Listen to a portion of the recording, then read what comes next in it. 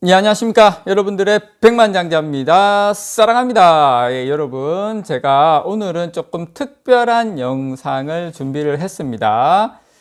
저는 제가 여러분들에게, 이걸 좀 아셔야 돼요.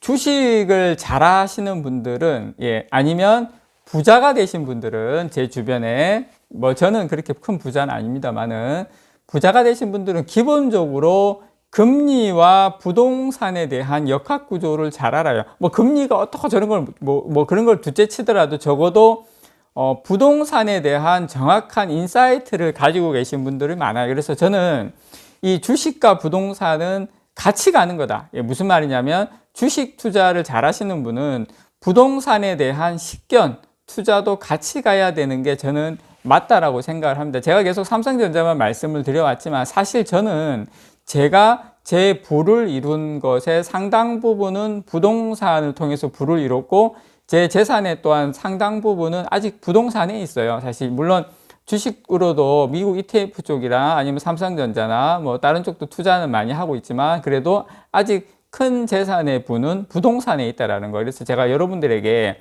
물론 오늘 저 이번에 이 뉴스 일단 보시면 나스닥이 14일 만에 14일간 14년 만에 최악 출발 금리 공포의 실적 부진 이런 이야기를 하면서 지금 나스닥 같은 경우에 최근에 많이 빠졌죠. 마이크론 같은 경우에도 최근에 또 간밤에 금요일 날 간밤에 한 2% 넘게 이렇게 빠지고 막 했는데 결국은 뭐냐면 우리 부동산이든 주식이든 또 어떤 개념을 잡아야 되냐면 삼성전자를 투자하든 아니면은 내가 부동산을 가지고 있든 한 채를 내가 자가로 가지고 있든 다주택으로 가지고 있든 아니면 내가 집을 좀 사야 되는 상황이든 간에 이 금리는 주식시장과 부동산을 보는 상당히 중요한 인사이트가 된다라는 거 여러분께 말씀을 좀 드리고 싶어요. 그리고 이런저런 뉴스가 많고 어떤 분들은 이런 이야기 저런 이야기 하면 도대체 무슨 이야기인지 모르겠어. 금리가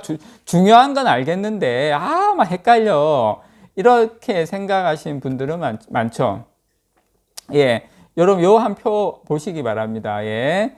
딱 보시면 저는 이분의 이 표야말로 물론 이게 50년 전 이런 거기 때문에 자료기 때문에 거의 100년 전이라고 볼 수 있죠. 그렇지만 이게 똑같은 건 아니지만 저는 이 틀 특히 부동산에서는 이 틀이 거의 저는 맞지 않나 상당 부분 근접하지 않나 생각하는데 주식은 조금 바뀐 부분이 있는데 근데 큰 틀은 비슷해요. 여러분 보시면 자, 이 동그라미에서 맨 위에 있는 게 금리가 최고조로 간 거고 맨 밑에 있는 게 금리가 최저로 가 있는 거예요. 지금 우리는 금리가 최저에서 금리가 올라가는 단계에 있죠. 금리가 최저에서 금리 인상기에 있다. 금리가 최고조로 가기 전에 부동산은 뭘 해야 됩니까, 여러분? 부동산은 매도를 해야 되죠. 만약에 다주택자인 경우나 이렇게 부동산을 내가 사야 될까 말아야 될까 하는 시점이 이 시라면 지금은 부동산을 사는 시점이 아니다.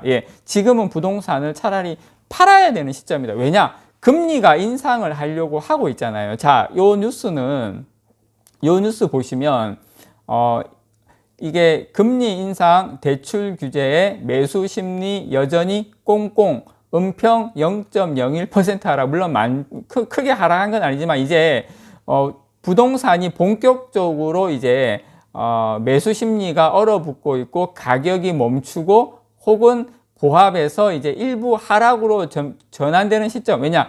금리가 지금 여기서 더 이상 금리가 안 올린다면 또 이야기가 달라지지만 요 표에서 나오는 것처럼 앞으로 금리는 이제 계속 올라갈 거거든요. 부동산 대출금리 지금 3%대니 4%대니 이야기 나오지만 분명히 5%대, 6%대까지는 모르겠지만 지금 아직 단정 짓기는 어렵지만 분명히 금리는 계속 올라갈 수밖에 없다라는 거 여러분께 말씀을 드려요. 금리가 계속 올라가면 어떻게 됩니까? 부동산은 많은 분들이 대출을 내서 사시든지 아니면 다주택자 같은 경우에도 어떻게 됩니까?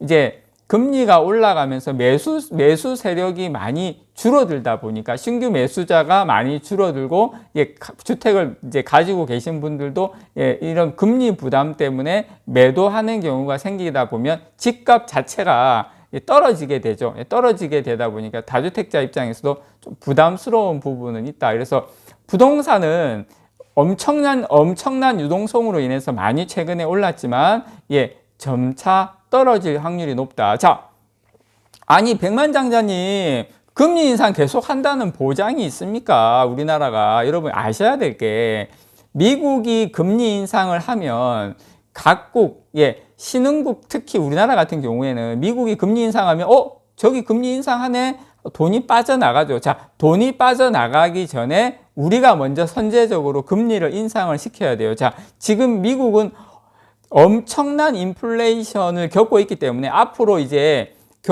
푼 돈도 많고 이제부터는 금리를 올리고 테이퍼링을 하면서 계속 어떻게 된다?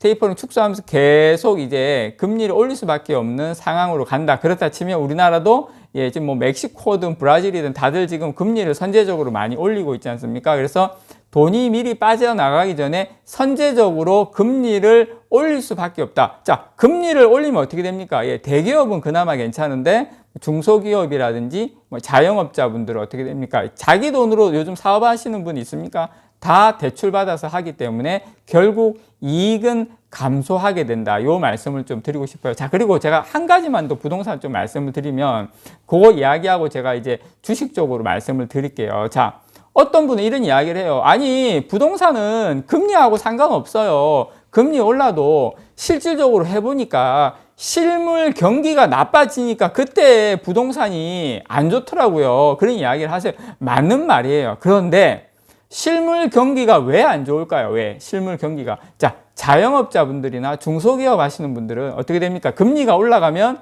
대출에 대한 이자가 많이 늘어나겠죠. 그렇다 치면 이익과 소득이, 자영업자분들의 소득이 감소하기 때문에 금리가 올라가면 소득이 감소한다. 그렇게 치면 당연히 소비가 부진하겠죠. 그래서 금리 인상이 저 최고조에 다다랐을 때는 대체적으로 소득이 감소하고 소비가 부진하니까 또 위기가 터지죠. 위기가 터지니까 금리가 또 내립니다. 금리를 쭉쭉쭉 내리는 이 사이클로 돌아간다. 자, 여기서 우리가 또 주식 투자를 볼 생각할 필요가 있는데, 그럼 금리 인상기 때 주식도 투자를 하라고 이야기를 하는데, 물론 이게 100% 지금 이 도스콜라니 이 이론이 지금에 완전히 맞아 떨어지냐 뭐 꼭 그런 거는 아니지만, 적어도 금리가 인상하면서 엄청나게 풀린 유동성으로 인해서 인플레이션이 발생하면서 당연히 주식도 같이 따라 올라가는 경향이, 주식 투자는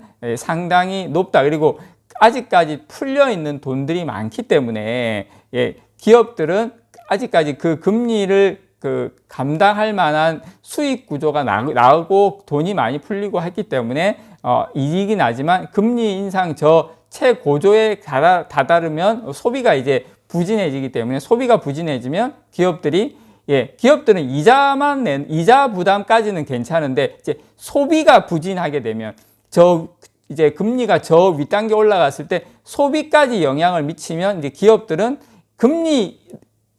이자가 올라가서 금리가 올라가서 내는 것은 기업이 이제 소득으로 감당할 수가 있지만 아예 소비가 부진된 부분까지는 기업이 감당하기가 어렵다. 그래서 여러분들께서 지금의 시점은 아직까지 우리 주식 투자에 있어서는 분명히 기회가 있다라는 거 여러분들께 말씀을 좀 드리고 싶고, 그리고 나스닥이나 이런 금리 인상 때문에 공포로 일시적으로 하락하는 것이 추세적으로 끝났냐? 그거는 아니라는 거예요. 이 표로 보셔서 아시겠지만, 금리 인상기 때 오히려 주식을 투자해야 된다. 왜냐? 첫 번째, 금리를 초반에 한번 올리면 주가는 한번 조정을 받습니다. 성장주 같은 경우에. 그렇지만 지속적으로 금리가 최고조에 다다르고 돌아설 쯤 돼야 주식을 매도할 시점이 오는 거지, 지금은 아니다라는 거 여러분들에게 오늘 부동산과 어떤 주식에 대한 이런 패러다임에 대해서 여러분들께 한번 설명을 드려봤습니다. 이상 여러분들의 백만장자였습니다. 사랑합니다, 여러분.